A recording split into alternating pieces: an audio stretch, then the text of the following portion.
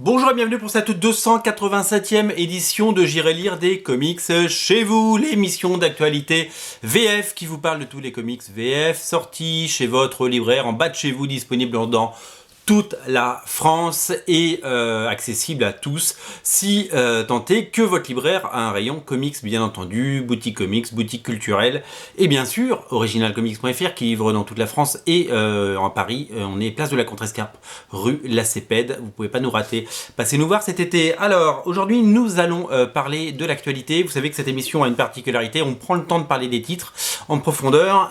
C'est des titres qui sont surtout des coups de cœur, parce que c'est une sélection, ça ne parle pas de tout ce qui sort. Pour parler des sorties, vous le savez, il y a toutes les émissions courtes sur la chaîne qui sont diffusées toutes les semaines. Ça annonce les sorties et ça permet de savoir ce qui est sorti, ça permet de se faire des petits plaisirs et c'est ça qui est important. Et là, on prend un peu plus le temps, on se penche sur les titres et voilà, et on donne son avis surtout.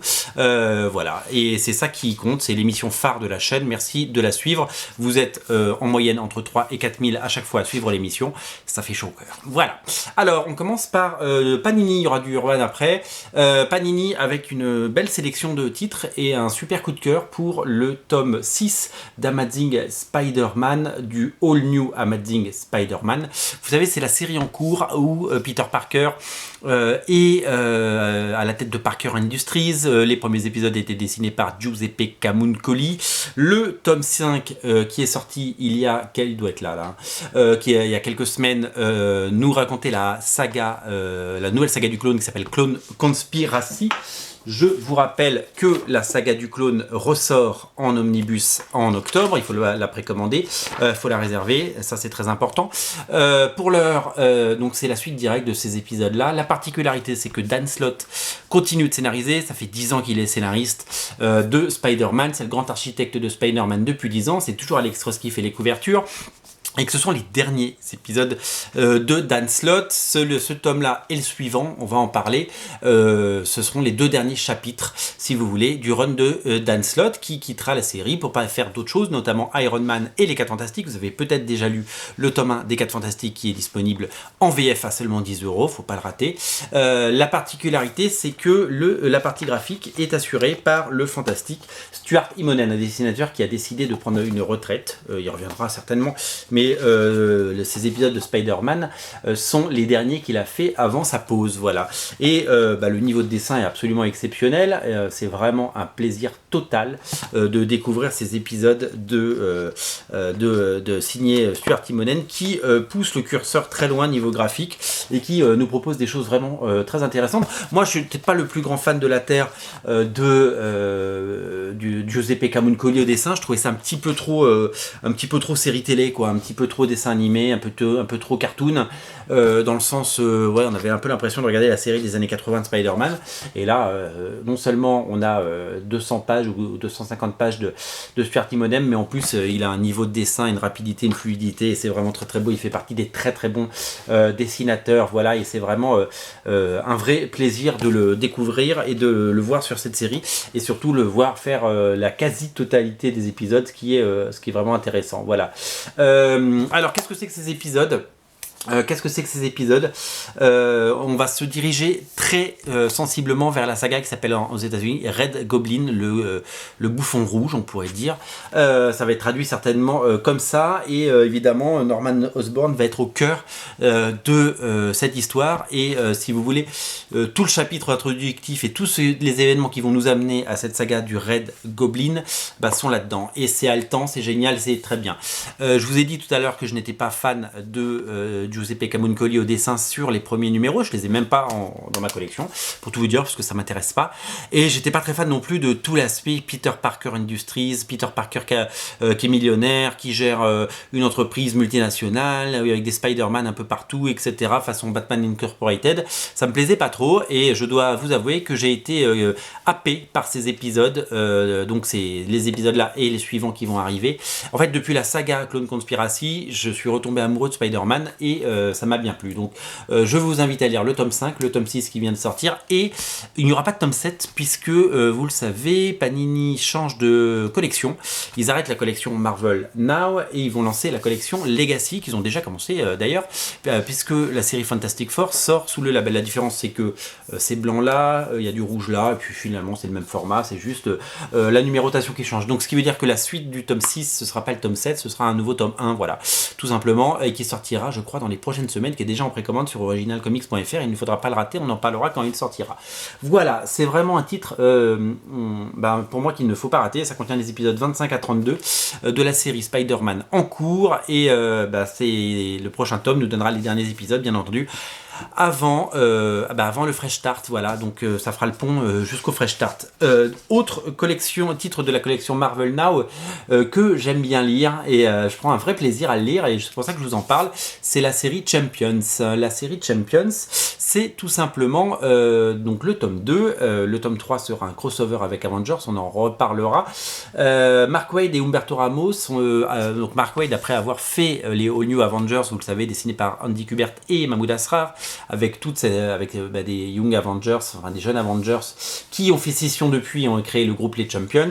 Ils ont rajouté Cyclope, le jeune Cyclope du passé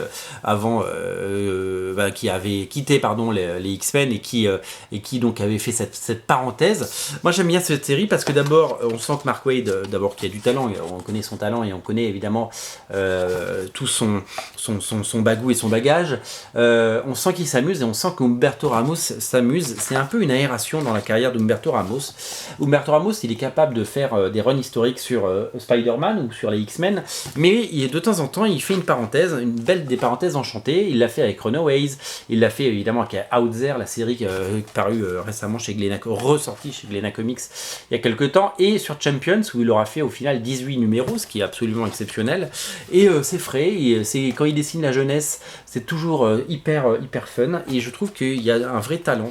Humberto Ramos, son talent n'est plus à démontrer, mais il a particulièrement bien sa place sur ce type de série, et c'est surtout qu'avec Mark Waid, ils ont vraiment créé quelque chose, parce que du coup, ils ont fait 18 numéros ensemble, et ça crée un tout, et c'est vraiment étonnant, voilà. Donc ça fait partie de mes plaisirs, voilà, de mes plaisirs de lire Champions.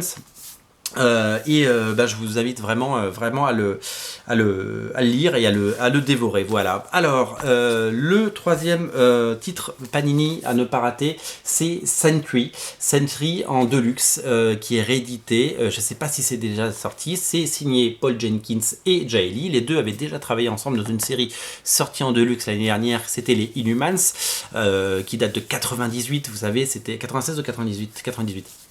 C'était le Marvel Knight de Joey Quesada. Et il avait lancé la série Inhumans, qui était une révolution. C'était génial, du début à la fin. Une histoire complète. Que vous ayez lu ou pas les Inhumans, que vous aimiez ou pas les personnages, c'est une révélation. C'était un titre vraiment qui avait tout bousculé, et à la suite de ça, ils ont créé la série Sentry. Sentry, c'est quoi? C'est le pitch de départ, c'est que il y a un mec, un mec qui habite dans sa banlieue avec son bide, sa petite maison et son épouse. Eh bien, il le croit. Il s'appelle Robert Reynolds. Il fait des rêves toutes les nuits, et comme quoi il était un super héros des années du Golden Age, du Silver Age, et on croit reconnaître un peu les dessins de Kirby, et que il va aller essayer au bout de son truc. Est-ce qu'il est fou? Est-ce qu'il a vraiment été un super héros? Et on va le découvrir. Il va aller à la rencontre. Des différents héros. Il va aller voir les 4 Fantastiques, il va aller voir Bruce Banner, etc. pour essayer de comprendre qui il était, et on va se rendre compte que personne ne se souvient de lui et personne ne se souvient de son histoire. C'est drôle parce qu'il y a énormément de références aux comics. Là par exemple c'est une référence à Frank Miller graphiquement, et en fait donc il y a toutes les années y passent. Il y a notamment un truc très très chouette que j'aime beaucoup quand ils font une parodie. Il faut que je retrouve la page des séries de Rob Liefeld dans les années 90. C'est où je vais vous retrouver ça, j'essaie de vous retrouver ça. C'est très drôle en fait, il y a pas mal voilà, si vous aimez l'histoire des comics, vous allez vous régaler. Alors le pitch de cette série, c'est que du coup Marvel s'amuse à créer un peu son Superman, voilà. Il a tous les pouvoirs, il est super fort, et il y a une menace qui pèse, qui s'appelle The Void, et qui doit absolument combattre, et qui, voilà, donc il va essayer c'est une quête d'identité, il va essayer d'exister, on va lui dire, il va aller voir les autres super-héros, il va lui dire, mais je suis un super-héros depuis longtemps, vous devez me connaître, et tout le monde l'a oublié, et personne ne sait qui c'est. Donc l'histoire est plutôt bien ficelée, c'est du Paul Jenkins, c'est toujours bien écrit, Paul Jenkins, ça c'est vraiment étonnant. C'est une série que j'ai en VO et que j'ai trouvé, que j'ai adoré à l'époque, et c'est une série qui a la particularité, alors voilà, ça vous reconnaissez peut-être les comics Marvel des années 90 là, comme ça, avec ses logos, etc. Et c'est une série qui a cette particularité d'avoir vraiment buzzé à l'époque, avant le buzz même, il y avait déjà internet bien sûr, mais elle a buzzé avant le buzz, j'ai envie de dire, parce qu'en fait pour la vendre, Marvel a eu une super idée, et ça c'est une idée de Joe Quesada, qui a eu beaucoup de très bonnes idées par le passé.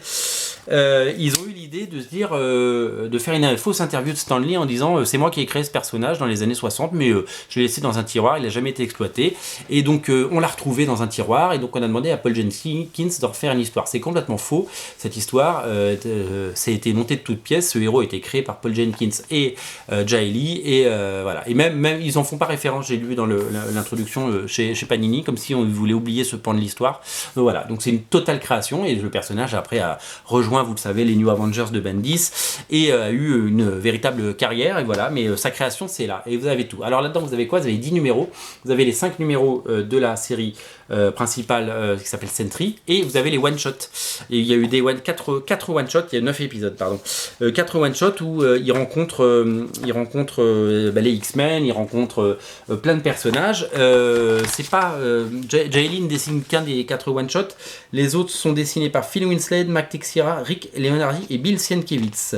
Voilà, tout simplement. Donc oui, non, il y a 5 chapitres en plus.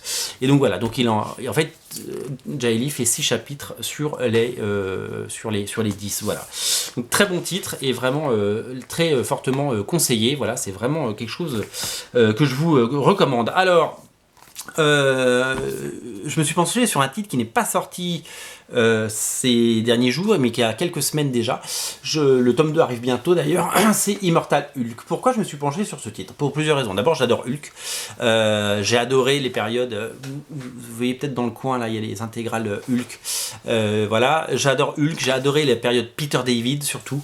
Peter David, il y a eu un run incroyable avec d'abord Todd McFarlane au dessin, Del Keown, Gary Frank, il y a eu Liam Sharp, il y a eu Andy Kubert, il y a eu Ron Garnet, enfin il y a eu 10 ans magnifiques de Hulk. J'ai adoré le Hulk intelligent avec le Panthéon et tout ça, qui a inspiré les frères Rousseau pour le film Avengers Endgame. Ça a été très critiqué, mais ça vient des comics, il faut le savoir. Et j'ai aimé redécouvrir Hulk quelques années après, parce que Peter David avait quitté la série bien entendu, parce que Paul Jenkins avait fait des épisodes dessinés par John Romita Jr. Je me souviens, c'était en 2000. J'habitais aux États-Unis à l'époque, j'achetais des épisodes tous les mois dans ma petite boutique qui s'appelait Merlin Comics à Tampa. Et puis après, il y a eu un run génial de Bruce Jones et John Romita Jr.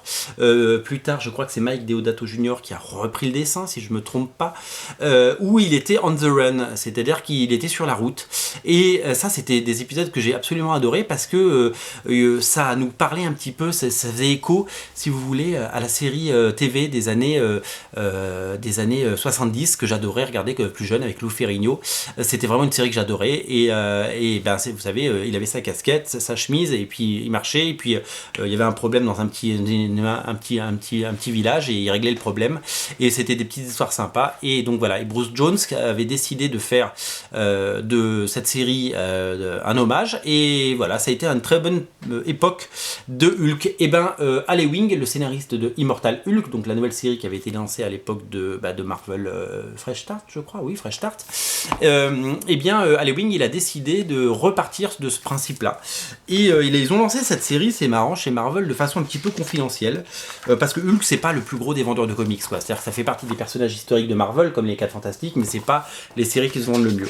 Du coup, j'ai pas l'impression qu'ils aient mis de gros moyens sur la série. Enfin, il y a quand même des couvertures d'Alex Ross, quand même, c'est pas rien. D'ailleurs, Alex Ross a fait des couvertures couverture un peu meilleure que ça d'habitude. Et donc il a décidé de remettre Bruce Banner sur la route, David Bruce Banner, il l'appelle d'ailleurs comme dans la série, et ou Robert Bruce Banner, il l'appelle Robert Bruce Banner, dans la série c'est David Bruce Banner je crois, oui c'est Robert Bruce Banner. Et donc du coup ils ont mis Joe Bennett, un vieux de la vieille, au dessin, ce qui fait que le dessin il est pas, c'est pas le dernier dessin à la mode, le dernier dessinateur qui fait sensation, mais c'est solide et c'est un bon dessinateur, il est complètement à sa place ici. Et donc du coup, comme tout le monde parlait de cette série, que le numéro 1 aux États-Unis a été réédité 10 fois je crois, que c'est un carton et que la série continue à exploser les ventes aux États-Unis, certains mois elle se vend mieux je crois, je sais plus, elle était je crois genre top 3e des ventes le mois dernier, enfin c'est dingue, elle cartonne, il y a un véritable buzz sur cette série, et donc du coup, ils ont, j'ai décidé de m'y pencher, donc je l'ai regardé, je l'ai lu, et je vais vous dire qu'il y a tous les ingrédients qui font que c'est une bonne série, parce qu'on se régale, quoi. C'est-à-dire que tout ce qu'on peut aimer, tout ce qu'on a pu aimer dans Hulk, dans la série des années 70 ou dans le run de Bruce Jones, on retrouve ça et on prend un vrai plaisir à dévorer tout ça. Donc bravo à Marvel, parce que ça fait partie des séries qu'on n'attendait pas et qui ont fait qui ont cartonné. Donc bravo Panini de nous proposer ça. Le tome 2 arrive je crois très bientôt. Alors le temps passe, il me reste 3 titres à vous proposer, on va essayer d'être succinct. Chez Urban Comics, ne ratez pas le tome 1 de Selina Kyle, Catwoman, nouvelle série, c'est le format Rebirth, le grand format. Ce sont les épisodes qui prennent c'est la suite du mariage de Batman et Catwoman, donc le tome 8 de Batman Rebirth. Donc qu'est-ce qui s'est passé à la fin du tome 8, vous le découvrirez en lisant le tome 8, et elle a droit quand même à sa propre série, peu importe ce qui arrive. La couverture est magnifique, c'est Artégem qui fait la couverture, et à l'intérieur c'est Joëlle Jones qui scénarise et dessine. Joëlle Jones, elle a un style élégant, c'est vraiment magnifique ce qu'elle fait. Elle avait déjà fait des épisodes de Batman sous l'ère Tom King, et c'était vraiment délicieux, et dans sa série c'est vraiment hyper génial. C'est vraiment chouette, c'est qualitatif, c'est de la bonne BD comme on l'aime, l'histoire est géniale, le scénario, le dessin est brillantissime. Alors elle se fait aider bien entendu à un moment par Fernando Blanco, un autre dessinateur, mais dessine quasiment l'essentiel des épisodes, et c'est vraiment qualitatif et délicieux. C'est vraiment une série qui n'a que des qualités. Voilà, Catwoman, Selina Kyle, c'est vraiment quelque chose qui mérite le coup d'œil. Je vous invite vraiment à craquer pour cette série qui a énormément de qualité, comme je disais. Autre série à ne pas rater chez Urban, le tome 2, je vous ai parlé du tome 1 de Tom Strong, le tome 2 complète la série, la termine, et nous propose donc une intégrale en 2 volumes. La série d'Alan Moore. Alan Moore, vous le savez, dans les années 90, a créé ABC, America Best Comics, chez Wildstorm, le studio de Jim Lee. Il a fait ses propres séries, comme la Ligue des Gentlemen Extraordinaires, Promethea, Top 10 et Tom Strong. Dans toutes ces séries, alors c'est marrant, Top 10 j'ai jamais accroché, Promethea c'est magnifique, j'adore. La série qui est le mieux sortie du lot, c'est Tom Strong, et c'est à mon avis la meilleure, parce qu'elle est bien construite, bien pensée, bien produite. C'est Chris Prowse qui dessine. C'est une série qui aime les vieux récits, les comics pulp, le Jules Verne, le steampunk un petit peu, l'ère victorienne, etc. C'est malin, c'est brillant, c'est un hommage vibrant à toute l'histoire des comics et à tous les pulps qui sont à la racine des comics, et c'est vraiment très bien. Ça fait partie des très très bonnes séries d'Alan Moore. Vous le savez, je suis pas le plus grand fan de la terre d'Alan Moore, parce que souvent ça m'ennuie, et souvent il n'a pas des très bons dessinateurs, souvent sur les séries indépendantes qu'il peut le faire. À part The Killing Joke, je suis très exigeant sur mon Alan Moore. Watchmen, évidemment, et je reconnais son côté culte pour le récit, mais graphiquement, je trouve pas ça très joli. Tom Strong a cette particularité d'être une bonne série. C'est dynamique, c'est plaisant, c'est divertissant, c'est drôle, c'est malin et c'est bien dessiné, et voilà, ça fait partie des très très bonnes séries d'Alan Moore qui prouvent, si on en avait besoin une nouvelle fois, son talent et son génie. On termine l'émission avec un dernier titre, nouveauté chez Graf Zeppelin, un inédit de Danger Girl, jamais sorti en version française, une série qui s'appelle Back in Black. Vous voyez, la couverture est signée J. Scott Campbell, le scénario est toujours signé Andy Hartnell. C'est une histoire qui se passe sur les routes aux États-Unis, où elles vont infiltrer un gang de motards, bien entendu les filles de Danger Girl. La particularité de ce tome, c'est que le dessin est l'œuvre de Nick Bradshaw, le dessinateur notamment de Wolverine and the X-Men, un dessinateur que j'adore. C'est Ça a dû être fait 10 ans avant Wolverine. C'est une série qui date un peu. Son style était beaucoup plus cartoony. Moi, j'aime beaucoup son style de l'époque. Je trouve que ça colle super bien à Danger Girl. C'est en version française. C'est en intégrale. Il y a l'intégralité. C'est sexy, c'est drôle. Et tous les ingrédients de Danger Girl sont là. Et c'est un vrai plaisir parce que c'était jamais sorti en France, ni chez Glénat, ni ailleurs. Et merci à Grave Zeppelin de nous sortir cet album, puisque c'est vraiment un album qu'on attendait. Il y a un autre inédit qui sortira à la rentrée et on vous en reparlera. Également dessiné par Nick Bradshaw, mais aussi John Boy Meyer, un dessinateur qu'on aime beaucoup. Voilà, vous avez l'intégralité de la série ici, magnifique édition, magnifique couverture et une histoire très sympa comme d'habitude avec les Danger Girls. Voilà, c'est inédit, c'est édité pour la première fois en version française et c'est vraiment une série que je vous recommande puisque vous êtes très nombreux, je sais, sur originalcomics.fr à lire Danger Girl. Toutes les autres séries précédentes publiées chez Grave Zeppelin, d'abord évidemment la série originale qui s'appelle Opération Hammer, puis Mayday et Trick Track à Shanghai ont été des véritables succès. Donc continuez à lire du Danger Girl, c'est disponible. Et vous pouvez dès à présent le commander sur notre site ou passer en boutique le récupérer. Voilà pour cette émission. Et on se retrouve très bientôt pour parler VF. Je sais que vous adorez cette émission. J'essaye d'en faire le plus possible. Mettez un pouce bleu si vous voulez que j'en fasse plus. Si on arrive à 200 pouces bleus, j'en fais une très vite. On fait comme ça. On va se donner des objectifs. Et l'autre chose que je voulais vous dire, c'était que pensez à la partager. Pensez à transmettre le savoir. Et puis lisez des comics. C'est ça le plus important. Lisez des comics en VF, soutenez vos libraires, venez nous voir, nous indépendants à Paris dans notre boutique si vous passez à Paris cet été. Et puis vous pouvez commander en ligne, on livre partout en France, en Belgique, en Suisse et partout où vous habitez, on vous livre vos comics. Voilà, si vos comics arrivent à abîmer, eh bien on les remplace parce que on est comme ça, on est collectionneur aussi et on sait qu'on aime les beaux livres. Voilà, il y a toujours une solution à chaque problème. C'est ce que je veux dire et c'est le message que je veux faire passer. Quand il y a un problème sur Original Comics, on le règle. Voilà. Plein de bonnes lectures une nouvelle fois, tout est disponible sur le site et je vous invite à nous dire ce que vous avez pensé de tous les titres dont j'ai parlé. La parole est à vous dans les commentaires, faites péter le compteur, salut.